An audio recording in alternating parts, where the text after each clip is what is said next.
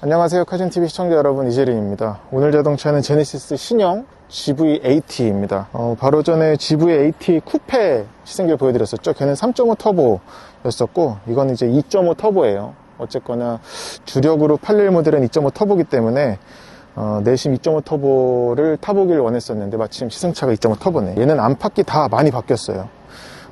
그래서 그걸 먼저 살펴보고서 이제 주행을 해볼게요. 제가 지금 목감기가 좀 심하게 걸려가지고 이 찬바람 쐬면 목이 너무 아파서 마스크를 쓰고서 하는 거는 좀 양해를 미리 부탁드릴게요. 이 그릴 보시면 이제 두 줄로 바뀌었죠. 그것뿐만 아니라 이 모서리도 좀 더 둥그렇게 굴렸어요. 저거는 뭐 쿠페도 마찬가지였고, GV80 같은 경우는 이 밑에가 더 좀 오프로드에 갈 수 있게끔이 아니라 그냥 가도 될 것 같은 오프로더 같은 그런 스키드 플레이트가 생겼죠. 저게 전에 그 벤츠 GLA도 저런 게 있었던 걸로 기억을 하는데, 뭐 물론 저거는 SUV들은 많이 들어가는 요소이긴 합니다. 터프하게 갈 수 있는 그런 이미지적인 거죠, 진짜. 그리고 요것도 달라졌고, 그리고 헤드램프도 이제 G90에서 봤던 것처럼 그 MLA, 한글로 말하면은 작은 렌즈들을 이렇게 일렬로 배치해가지고서는 한글로 바뀌었는데, 저건 디자인적으로는 바뀌었지만 어떤 운전자 입장에서 밤에 야간 운전할 적에 도로를 바라볼 때 조도라든지 아니면 이런 방향성, 조절성 같은 부분에서는 딱히 모르겠어요. 개선점은 모르겠어. 신형 GV80에 들어간 MLA 헤드램프는 디자인적으로만 달라진 거가 아니라 렌즈를 개별적으로 조향을 해가지고 주변차 운전자에게는 방해되지 않게끔 하면서 야간 운전 시야보에는 더 도움을 주죠. 지금도 이제 활성화가 됐죠. 오른쪽에 켜졌다가 꺼졌죠. 중앙분리대로 가보면 좀 더 달라지는 게 느껴지는데 보시죠. 왼쪽에 중앙분리대를 보면 오토 하이비보다 좀 더 개선된 수준이라고 할 수가 있겠습니다. 켜져라. 켜졌죠? 저 멀리 여기 또 꺼졌네. 깔짝거리듯이 이렇게 켜졌다 꺼졌다네. 켜졌다 꺼졌다 켜졌다 꺼졌다. 옆에서 봤을 때는 큰 차이는 없습니다. 이런 실루엣이라든지 아니면 뭐 가니쉬 같은 거는 차이는 없고, 그리고 여기는 확실히 GV80 쿠페가 예쁜 게, GV80 쿠페 같은 경우는 요거 두 줄 들어간 게 참 예쁘더라고요. 이것도 더 깎였었지. 이게 이렇게 되면서 여기에 라인도 들어갔었는데 그게 참 예뻤고, 저는 개인적으로 이런 좀 SUV는 박시하다기보다 SUV의 형태를 가지고 있는 오리지널 SUV를 좋아하거든요. 그럼 쿠페형 SUV는 멋있는 건 알겠으나 굳이 이걸 실용성을 위해서 태어난 차인데 또 멋을 부리려고 실용성을 좀 손해를 보는 게 별로거든요. 근데 GV80 쿠페 같은 경우는 거의 처음으로 그렇게 쿠페형 SUV인데도 진짜 이 GV80 스탠다드 이거 사실 생각이라면 쿠페도 충분히 고려해 보실 필요가 있다라고 생각이 들 정도입니다. 그랬어요. 참 좋았어요, 차가. 말이 오늘 기네. 이 휠도 지금 새로 추가된 휠인데 휠 멋진 것 같아. 22인치고요. 그리고 이게 22인치 옵션을 선택을 하게 되면 저 미쉐린 타이어 하며 앞에 포피스톤 캘리퍼, 그리고 이것도 은색, 이거 도색이에요. 그게 들어가고, 뒷바퀴는 스타일 커버라는데 뭔 말인지 알겠다. 이게 지금 그냥 이건 붙인 거네. 앞뒤를 그래도 고려해서 밸런스를 맞추려고 한 게 아닌가. 타이어는 지금 265/40R 22인데 얘가 이제 프리뷰 전자제어 서스펜션 들어갔고, 액티브 로드 노이즈 캔슬링, 그런 주행 편의 장비들, 주행 퍼포먼스에 영향을 주는 하드웨어들이 들어갔는데, 22인치는 디자인은 너무 멋진데 운전석 앞자리에서는 괜찮은데 뒷자리는 좀 튈 것 같아. 이거는 제가 2열 시승기를 보여드릴게요. 어떨지. 그냥 예상컨대 그럴 것 같고, 타면서 들었던 생각이 F바디 X5? 그 생각이 났습니다. 그러니까 걔도 30D 같은 경우는 에어 서스펜션이 아예 안 들어갔었고, 40D에는 뒷바퀴에만 에어 서스펜션이 들어갔었거든요. 그러니까 어쨌거나 얘도 독일 프리미엄 브랜드랑 부딪힐 걸 생각을 하면은 한 세대 전 독일 차의 주행 질감? 그러니까 이게 어떤 좀 구분해서 말씀을 드려야 될 것 같은데, 주행성은 엄청 잘 나가요. 얘가 출력 2.5 터보인데도 304마력? 300마력이 넘죠? 그래서 지난번에 GV80 쿠페 3.5 터보 탈 적에도 와, 너무 잘 나간다라는 말씀을 여러 번 드렸었는데, 얘는 2.5 터보는 이 정도면은 충분할 것 같아요.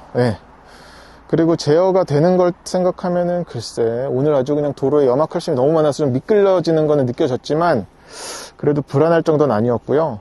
오히려 3.5 터보보단 2.5 터보가 맞는 것 같아. 근데 저는 이런 대형 SUV에서는 그래도 6기통이지 라는 생각을 갖고는 있는데, 오늘 타보니까 연비도 고속도로에선 10 나오더라고요. 얘가 지금 이 복합 연비가 지금 8.3이고 고속도로에선 9.7인데 9.7km/L를 상회했습니다. 고속도로에서. 그러니까 이런 경제성 같은 거 생각하면은 3.5 터보 굳이 갈 필요는 없을 것 같고, 물론 이건 취향차라서. 예.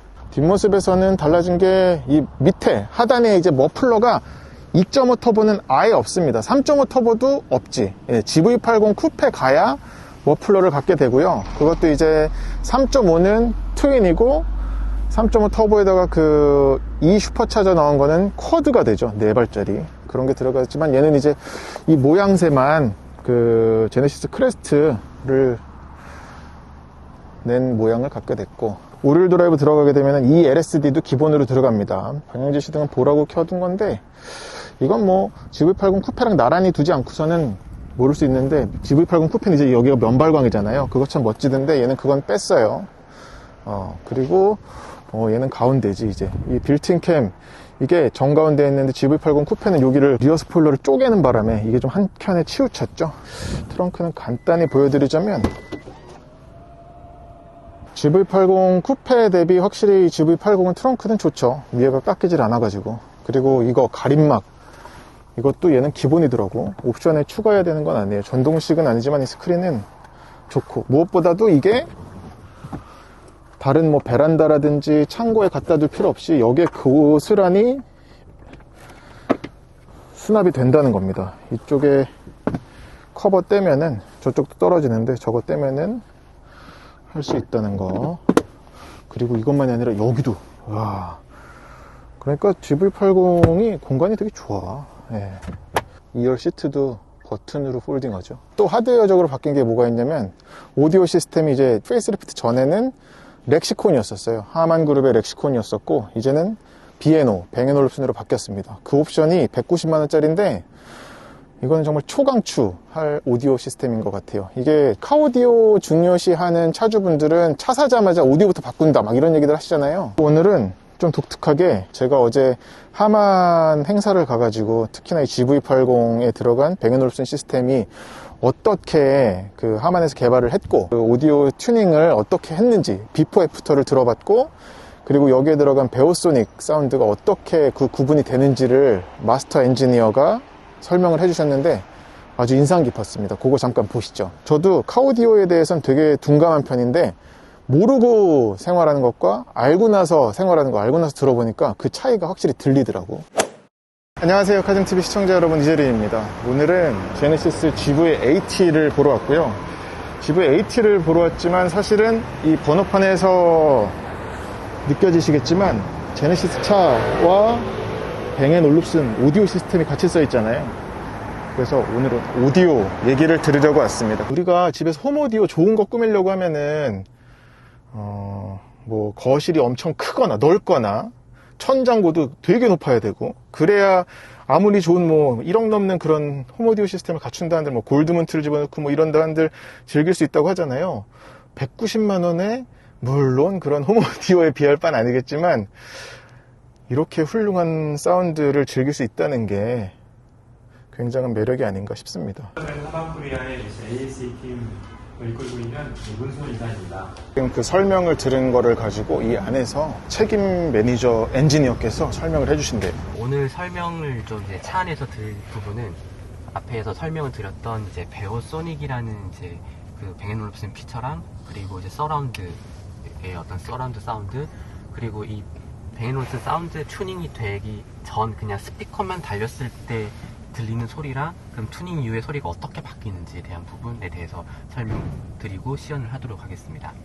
네, 여기 베오소닉이라는 이 피처가 있습니다. 일반적으로 자동차에서는 이제 이퀄라이저 톤 컨트롤이 이제 그 베이스, 중음, 이제 고역에 대해서 각각 바로 컨트롤할 수 있게 되어 있습니다. 하지만 이제 그런 세팅에 대해서 조금 이제 유저들이 좀 어려움을 느끼는 경우가 있고, 자기가 뭔가 원하지만 좀 어려운 좀 부분들이 있어요. 그래서 이 뱅앤올uf슨의 이 베오소닉 같은 경우는 여기 보시는 것처럼 밝음, 활동적 이런 식으로 직관적으로 이제 명칭이 표현되어 있기 때문에 이것을 좀 더 자기가 원하는 방향으로 쉽게 세팅을 할 수가 있습니다. 예를 들어 밝음으로 좀 바꿔볼게요. 네, 사운드가 뭔가 조금 더 이제 찰랑거리는 게 조금 더 생기고 좀 더 전체적으로 또 중고역에 좀 살아나는 느낌을 받을 수가 있습니다. 그리고 여기서 편안함으로 가게 되면은 전체적으로 사운드가 조금 차분해지는 방향으로 이렇게 바뀌었죠. 활동적으로 가게 되면은 베이스랑 고역이 조금 살아나면서 더 다이나믹한 사운드로 바뀌게 됩니다. 네, 이런 식으로 이제 원하는 방향성으로 세팅을 쉽게 가능한 부분입니다. 다음은 이제 서라운드에 대해서 설명을 좀 드리겠습니다. 일반적인 지금 현재 레퍼런스 사운드 일반 모드 같은 경우에는 이제 뱅앤올룹슨에서 이제 타겟팅하고 있는 부분이 스튜디오 레코딩, 실제 스튜디오 레코딩 할 때 엔지니어가 그 세팅을 한 그 사운드가 직접 차에서 동일하게 느껴지도록 들리게 하는 게 타겟이거든요. 근데 그런 일반 모드는 이제 정말 이제 밸런스가 잘 잡혀 있고 편안하지만 어떤 이제 분들은 이제 중간에 공간감이나 이런 게 조금 더 있고 어떤 무슨 뭐 홀이나 이런 느낌을 조금 더 가져가기 위한 그런 느낌을 좀 원하는 분들이 있기 때문에 더 이미지를 넓히고 하는 부분을 위해서 서라운드 모드가 들어가 있습니다. 그래서 그 부분을 설명드리겠습니다. 현재는 일반 모드입니다. They say, oh my God, I see the way you shine. Take your hand, my dear, and place them both in mine. 서라운드로 바꾸겠습니다. You know you stopped me dead while I was passing by. 뭔가 좌우의 이미지가 넓어진 느낌을 받으실 수가 To see 있습니다. you dance just one more time. Ooh, I see you, see you, 다시 see 일반입니다. you every time. 이미지가 다시 조금 앞으로 해서 기본적인 형태로 자리 잡았고요. You make me, make me, make me 다시 서라운드입니다. And now I beg to see you dance just one more time. Say, tears for me, tears for me, tears for me, oh. 네, 이 서라운드는 여기 보시는 것처럼 이제 그 양을 조절이 가능한데요. 좀 더 서라운드감을 늘리고 싶으면 Move for me, move for me, move for me, 네, 더 이제 그 느낌을 더 살릴 수가 있고요. 좀 과하다 싶으시면은 이렇게 줄이면 다시 좀 일반 모드 가깝게 이게 조정이 됩니다. 그래서 원하시는 서라운드 모드로 설정이 가능합니다. 다음으로 설명드릴 부분이 이제 튜닝 전후에 대한 이제 사운드 비교를 한번 체험해 보실 텐데요. 하나 말씀드리고 싶은 게 이제 사운드 튜닝이라고 하면 일반인들 보통 생각을 하시기엔 사운드 튜닝이 어떤 건지는 다들 이해를 하고 계신데 이게 그래서 이게 차에서 뭐 어떻게 된다는 건지를 정확하게 이게 좀 안 와닿으시는 것 같아요. 그래서 차에서의 사운드 튜닝은 조금 더 특별한 부분인데요. 왜냐면은 일반적인 뭐 가정용 오디오 같은 경우는 이제 가장 좋은 환경에서 튜닝을 완료했다라고 쳐도 그 듣는 공간이 어떠한지에 따라서 그리고 사람이 듣는 위치에 따라서 또 그 의도한 소리에 또 다르게 느껴질 수가 있어요. 그래서 그게 조금 안타까운 부분일 수 있는데 이 자동차 같은 경우는 딱 정해진 공간 안에서 딱 정해진 위치가 있기 때문에 그 이 위치에 타겟팅해서 튜닝이 되기 때문에 그 엔지니어가 의도한 그 사운드를 온전히 이제 소비자가 느낄 수가 있어요. 이제 그게 좀 자동차의 가장 큰 장점이라고는 볼 수가 있습니다. 하지만 사실 튜닝적으로 봤을 때는 그 음향적으로 봤을 때는 이 자동차 공간이 그렇게 좋지는 않아요. 왜냐면은 아시다시피 앉았는데 좌우 스피커 위치가 지금 다르고 여기 가깝고 멀고 막 스피커가 다른데 방향도 다 다르고 얘는 위로 보고 있고 이렇기 때문에 통일성이 없기 때문에 정말 난잡하게 느껴질 수가 있거든요. 이제 그거를 사운드 튜닝을 통해서 다 이제 듣기 편안하게 잡아주는 게 이제 사운드 튜닝, 차에서의 튜닝이고요. 그만큼 다른 제품들보다 차에서 튜닝이 더 중요한 이유이기도 합니다. 그래서 이 밸런스적인 거는 기본적으로 중요한 건 동일하지만 차에서의 또 튜닝이 또 다른 점이 이제 아까 처음 말씀드린 것처럼 이제 레코딩에서 이제 그 할 때 스튜디오에서 그 느낌을 그대로 느끼게 하는 게 타겟이기 때문에 보통 일반적으로 그렇게 느껴지면은 보컬이 가운데 느껴지고 악기들이 좌우로 이렇게 뭔가 이렇게 탁 그 세팅이 펼쳐지는 걸로 세팅이 아마 녹음이 되어 있을 텐데 차에서도 그렇게 느껴지게끔 이제 만드는 방식의 튜닝 방향성이라고 보시면 될 것 같습니다. 그리고 스윗 스팟도 딱 정해져 있기 때문에 엔지니어가 거기에 맞춰서 세팅이 가능하고요. 그래서 보컬 위치를 가운데지만 약간 이 차에서는 조금 더 좀 사이드에 있는 게 조금 더 어울릴 것 같다면 옮길 수도 있고 당길 수도 있고 밀 수도 있고 이거 정말 튜닝을 어떻게 하냐에 따라서 다 만들 수가 있거든요. 그렇기 때문에 자동차에서의 사운드 튜닝은 이게 어떤 이 소리 공간에 대한 디자인을 한다라는 컨셉으로 좀 이해를 하셔도 좋다고 생각을 하고 있습니다. 튜닝 되기 전, 그러니까 정말 그냥 스피커 본연의 소리를 먼저 들어보시겠습니다.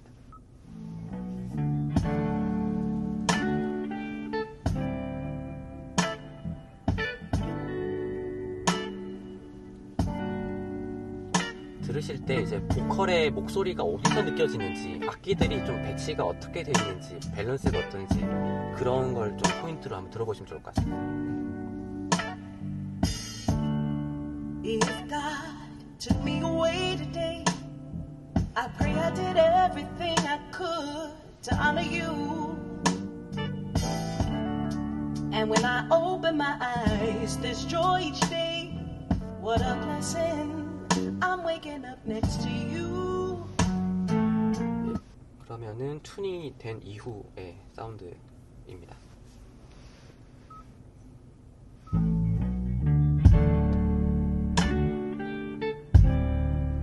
지금 아마 여성 보컬이 딱 앉은 기준으로 한 가운데 정도의 느낌으로 지금 아마 잡혀 있을 거예요.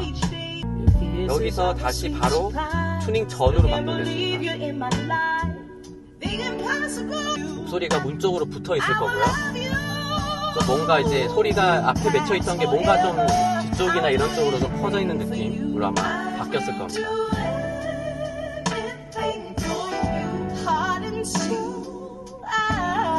다시 튜닝 애프터입니다.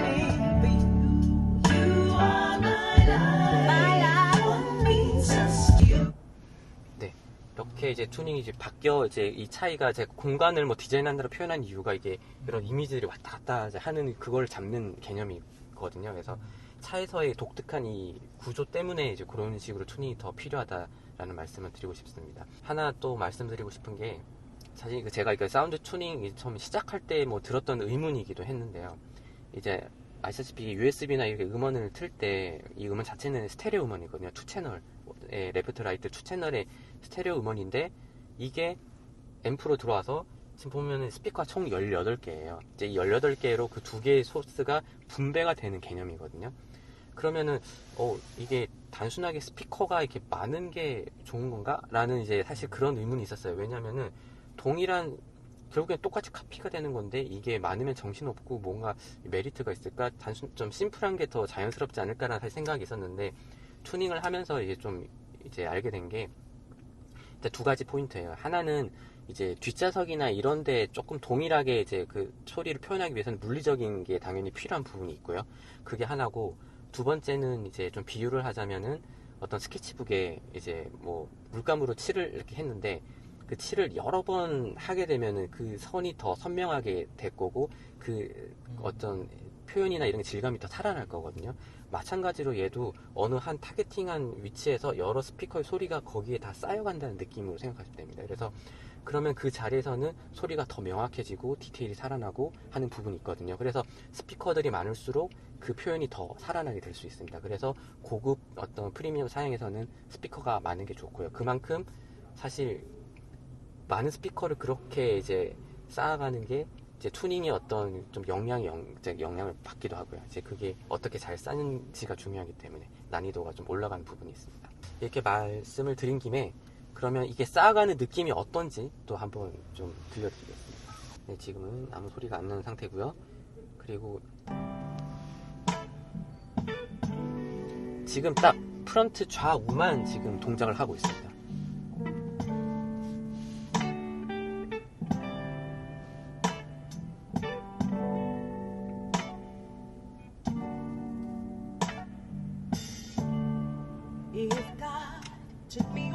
당연히 이제 보컬은 문 쪽에 이렇게 막 느껴질 거고요. 여기서 이제 센터를 이제 쌓아보겠습니다. 보컬이 이제 가운데로 얘가 두 개가 믹싱이 돼서 뭔가 이제 가운데 세팅이 조금씩 되어 있고요. 여기서 이제 서라운드랑 리어를 동시에 켜보겠습니다. 네, 그럼 공간감이 생기고 뒷좌석에서 조금 더 이제 이미지가 잡혀 있을 겁니다. 여기서 이제 베이스가 들어갑니다.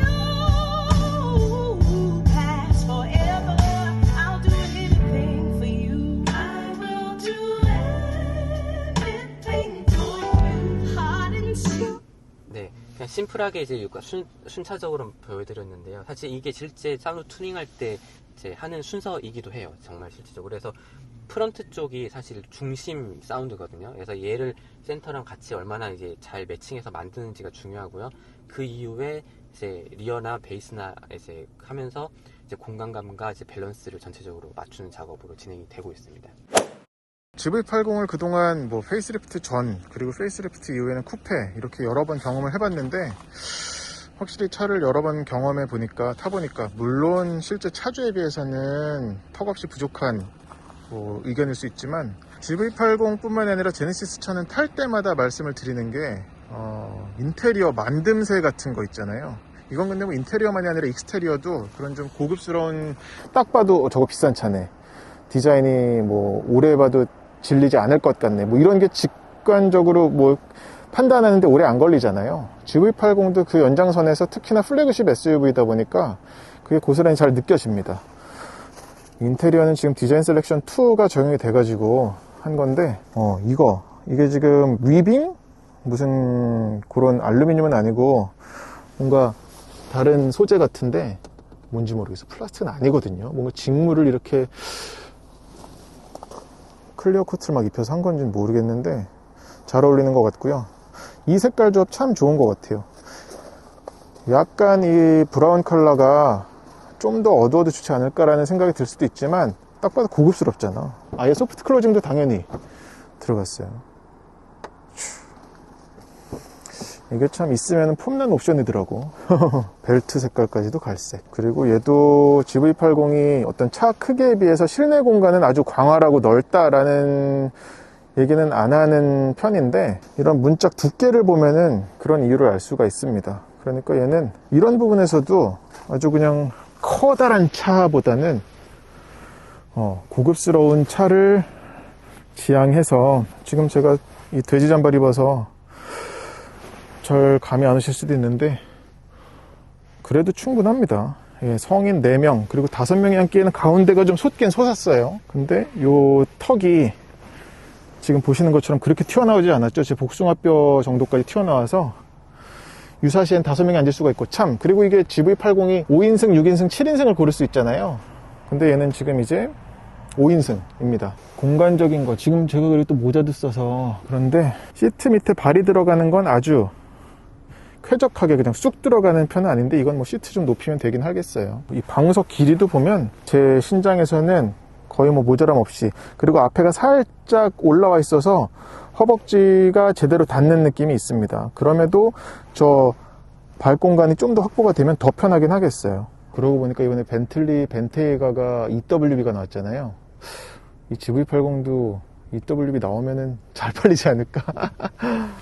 모든 게 더 해결될 거 아니야. 차 요롱이 되긴 하겠죠. 허리는 길어지겠지만. 이건 왜 있는 거지?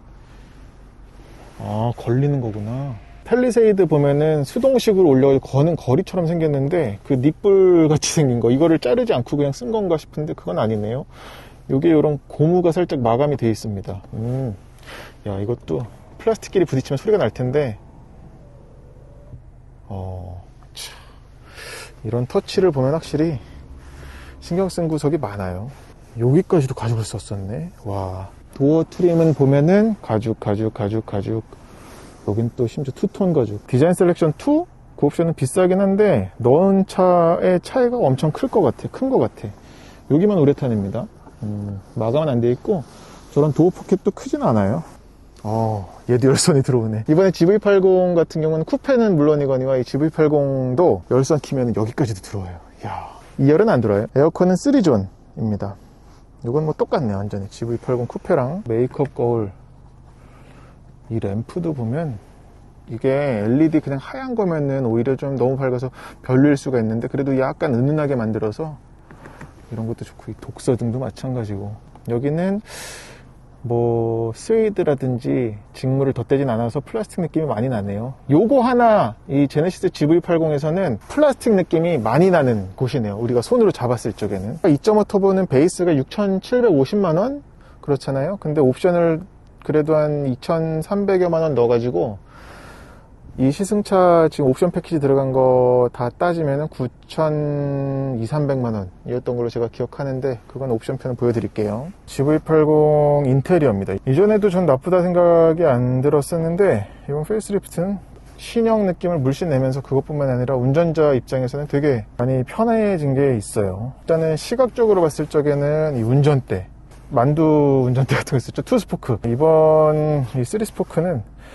너무 예뻐졌어. 심지어 이 쿠페는 요 밑에 깎았잖아요. 저는 근데 그거는 글쎄 호불호가 있을지 모르겠지만, 그냥 저는 이 정직한 동그란 거에 3스포크를 가장 좋아하거든요. 차는 크지만 스티어링 휠은 그렇게 크지가 않아서 그것 때문에도 좀 차가 덜 버겁게 느껴지는 게 있습니다. 그리고 사실 운전해보면 GV80 그렇게 막 자로 잰 듯한 칼 같은 조향이 가능하고 막 그런 성격은 좀 아니었거든요. 그렇다고 막 헐렐레 막 허당 그것도 아니지만, 그냥 이 덩치차처럼 느껴지는구나 그거였었어요. 근데 운전대만큼은 그래도 작게 해가지고 운전자 입장에서는 부담이 그렇게 많지 않게 만들었다, 그런 게 있겠고, 여기 멀티펑션 버튼 들어간 것도 평소에는 쓸어 넘기면은 트랙을 넘기거나 이전 거 트랙으로 가거나 하는 건데, 이 쓸어 넘길 때의 느낌이 참 좋더라고. 그리고 이 디스플레이 바뀌었다는 얘기를 안 할 수가 없죠. 가운데 센터 디스플레이랑 이제 계기판이라고 하기도 뭐한데 이게 완전히 이어졌어요. 여기 중간에 이제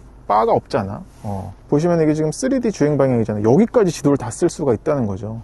물론 운전자 입장에서는 거기는 보이진 않아요. 이 운전대 림에 가려가지고 보이진 않지만 그래도 굉장한 피처죠. 그리고 이 드라이브 모드에 따라서 바뀌는 것도 보자면, 네, 스포츠 많이 바뀌진 않는데 이것도 차의 방향성 때문에 이렇게 한 것 같아요. 뭔가 막 획획 바뀌는 그런 좀 젊은 감각의 차는 아니니까. 메뉴를 좀 살펴보자면 폰 프로젝션은 그냥 무선으로 다 되고요. 설정에서 많은 걸 바꿀 수가 있죠. 사운드, 이게 이제 뱅앤올ufsen을 넣으면은 베어소닉 해가지고, 이것도 얘기를 들어보니까 참 재밌더라고. 이거는 좀 전에 보셨을 테고, 기기 연결이라든지 메뉴는 뭐 딱히 달라졌다거나 뭐가 없어서.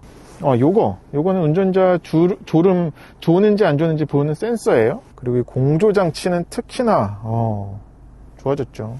이제 디퓨저도 돼요. 이 방향제 뿌리는 것도 되고, 열선 통풍 다 기본으로 들어가 있고, 무엇보다 여기가 패널 안에다가 메뉴들을 공조 장치를 합쳐놨지만 오작동이 나는 게 좀 덜한 것 같아요. 그러니까 버튼은 좀 작아 보이지만 그래도 누르기는 괜찮다. 온도가 뜰 줄 알았거든요. 왠지 뜨게 생겼잖아. 여기 유기액정으로. 거긴 뜨지 않는다는 거. 여기에만 디스플레이가 된다는 거. 벤트 조작하는 느낌도 고급스러워요. 무엇보다 그리고 직관적이잖아. 밖으로 빼놨잖아. 이거 다이얼 돌리는 느낌이 평범해요. 렉서스에서 전축 돌리는 느낌 있죠. 진짜 부드럽게 꼭 우리 금고 딸 때 돌아가는 것처럼 그 느낌은 아니에요. 그리고 이것도 달라졌죠. 여기가 이제 G80에서만 그랬나? 잠깐. 이거 돌아가는 거. 이게 전엔 차라락 돌았었거든요. 근데 그 정도는 아니라는 거. 이게 정말 차마다 좀 차이가 있구나. 이 다이얼 돌리는 느낌이 이번 페이스리프트 됐으면서도 되게 부드러운 차가 있고 약간의 텐션이 있는 차가 있고, 그런 차이는 좀 있네요. 그리고 다이얼식 기어 노브도 좋고, 오작동 잘 없고요. 예. 이것도 열리는 것도, 이게 이렇게 고급스러울 일인가? 예. 스마트폰 무선 충전 패드, 그리고 UVC, 이거는 뭐 골프 장갑이나 그런 거 소독할 때 쓰는데 여기에 있습니다. 이런 게 있죠. 소독해주는 거. 따뜻한 거 진짜 좋네. 12V 시가잭도 있고, 그리고 이 컵홀더는 2개인데 냉온장 되진 않아요. 네. 그리고 여기 터렌 셀렉터랑, 이건 오릴 드라이브 넣어야 이 LSD 들어가야 가능한 건데, 드라이브 셀렉터랑 터렌 셀렉터가 합쳐져 있죠. 그래서 푸시를 해보면 오토, 스노우, 머드, 샌드 중에 고를 수가 있고, 그렇습니다. 글로브박스 마감 다 돼 있어요. 그리고 이 룸미러도 이제 5인승에서는 그렇게 크게 느낄 일은 아니지만 6인승, 7인승 선택해가지고 3열 시트 갖추게 되고 거기에 사람마저 앉게 되면은 여기가 많이 가릴 거 아니에요. 그런데 이제 이 디지털 룸미러가 들어가서 그런 염려를 덜었다. 여기 뭉치는 하이패스 매립이고, 네. 그리고 듀얼 선루프. 제가 지금 닫았는데, 이건 그냥 펄럭펄럭 거리는 거네. 그 판이 널빤지가 아니네요. 틸팅도 돼요. 한 단계지만. 전 이런 도어 이음매 단차 같은 거라든지 아니면 이게 얼마나 좀 잘 어우러지는지가 이상하게 신경이 쓰이더라고요. 근데 GV80은 품질은 좋아요. 제가 좋아하는 오르간 타입 엑셀러레이터가 들어간 게 현대 기아차가 아직까지 저걸 고수한다는 건 너무 감사한 일입니다. 좋은 것 같아요. 그리고 운전대도 전동식인데, 요런 데는 다 플라스틱이긴 하네.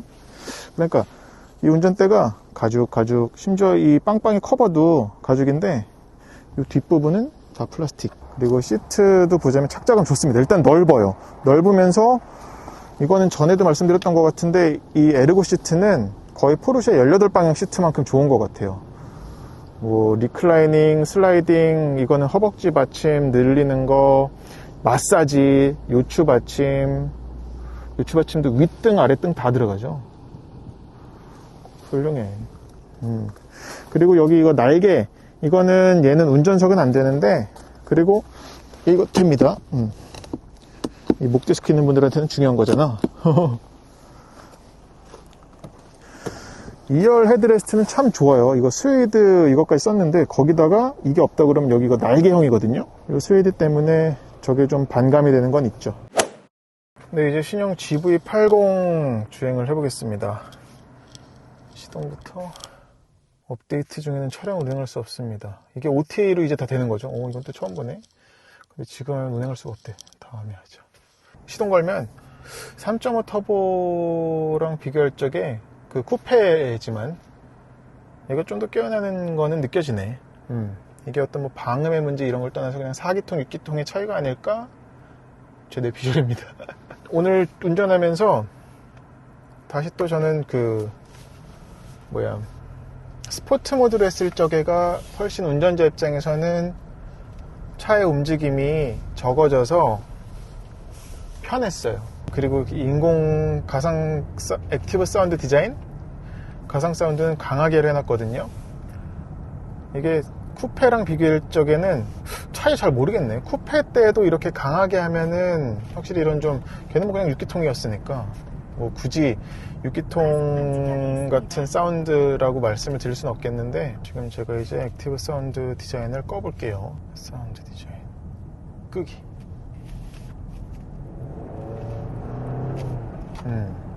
4기통 사운드죠. 얘가 그리고 브레이크가 전에는 이 GV80 탈 적에 이 정도는 못 느꼈었는데 오늘은 약간 좀 유격이 있는 것 같네요. 유격이라기보다 되게 스무스하게 밟히는, 그러니까 여태까지 최근에 경험했었던 현대차의 브레이크랑은 좀 다른 것 같아요. 현대차 브레이크는 유격도 없고 그냥 밟자마자 그냥 팍팍 제동력 올라와가지고 그렇구나 했었는데, 이 GV80은 최근에 만났었던 현대차들과는 좀 다르다. 이런 맨홀 뚜껑만 들어가 봐도 뭔가 22인치 휠 타이어는 많이 전달을 합니다. 이게 물론 노면 안전성에 도움이 됐겠지? 그리고 여기 크래쉬 패드 요 부분도 뭔가 무릎 안 아프게 해주는 거 좋고요. 자, 제가 지금 스포트로 바꾸면 이 감쇄력 조절하는 프리뷰 전자재 서스펜션, 얘는 제가 없는 차를 안 타봐서 뭐라고 비교군이 없어서 지금 말씀을 못 드리겠는데, 이 앞에 있는 카메라로 앞에 펼쳐지는 길의 고저차 또는 이런 굽어있는 길, 이런 거를 GPS 정보 기반해가지고 미리 감쇄력을 좀 무르게 풀거나 아니면 좀 단단하게 조이거나 지가 하는 거잖아요. 그 에어 서스펜션 들어간 1억 넘는 대형 SUV들과 비교하면 물론 승차감적인 부분에서는 그쪽이 위입니다.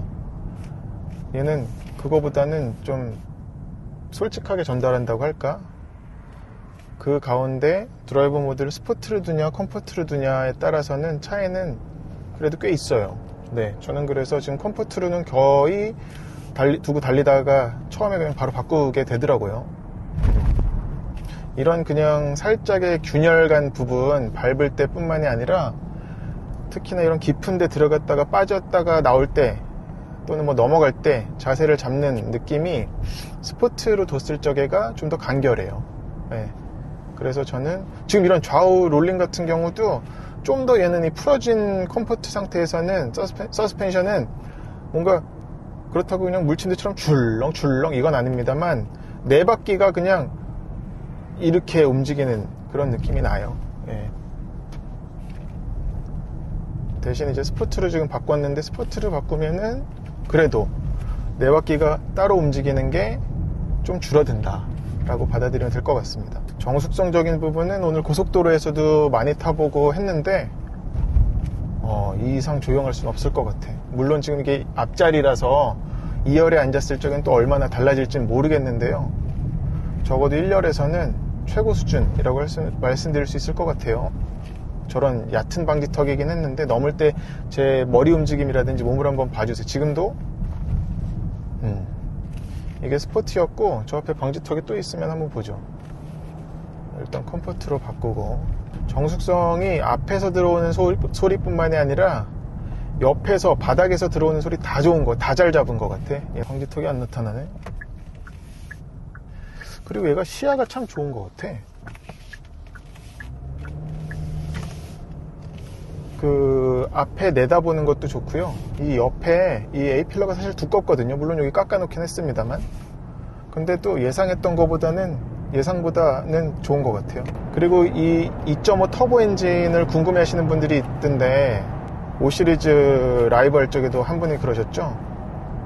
얘는 힘이 죽질 않네. 이 엔진은 근데 참 좋은 것 같은 게 배기량 대비 힘 죽는 영역이 되게 늦게 와요. 그래서 오늘 테스트 해본 거는 꽤 고속으로 올라가더라도 숨 죽질 않아. 되게 쾌활한 엔진. 출발 처음 세팅을 좀 빨리 해놨을 뿐만 아니라 그게 그냥 쫙 펼쳐지는 느낌이 되게 좋아요. 네.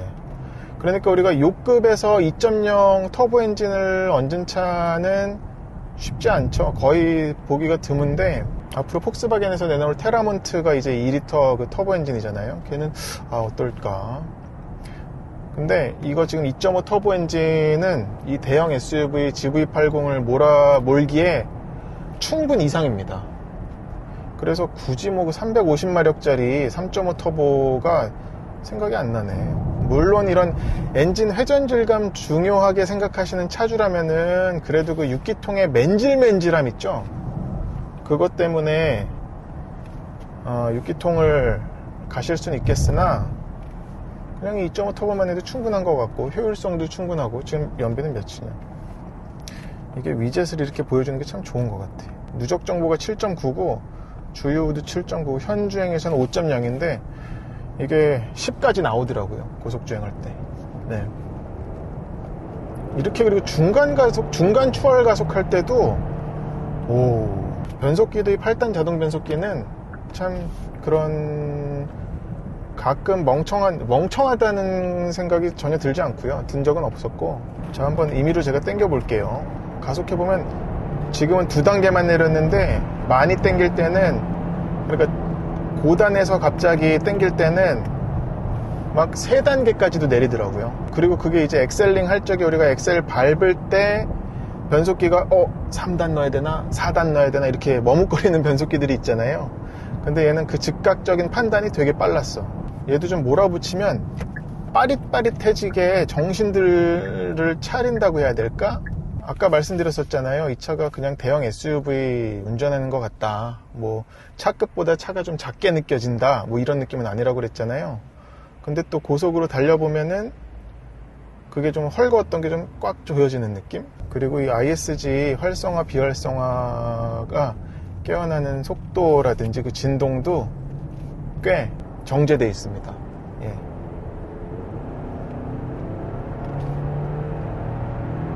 지금 이거 액티브 사운드 끈 거예요. 껐을 때도 이 2.5 터보 엔진은 엔진 소리 자체가 좋은 것 같아요.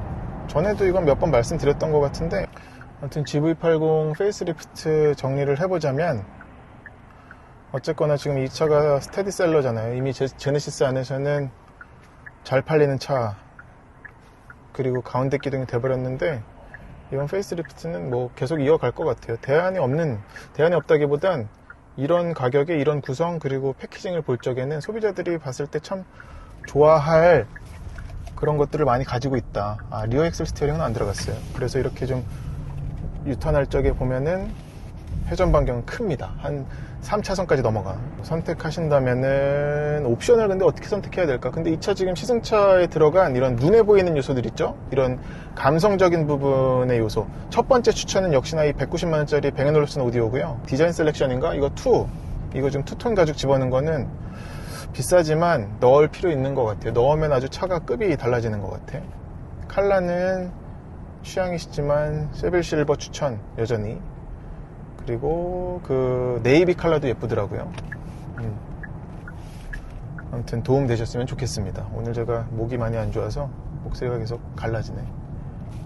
특허받은 치즈 찐빵. 여기 그때 왔다가 닫았어가지고 얼른 이거 먹어봐야 돼. 고맙습니다.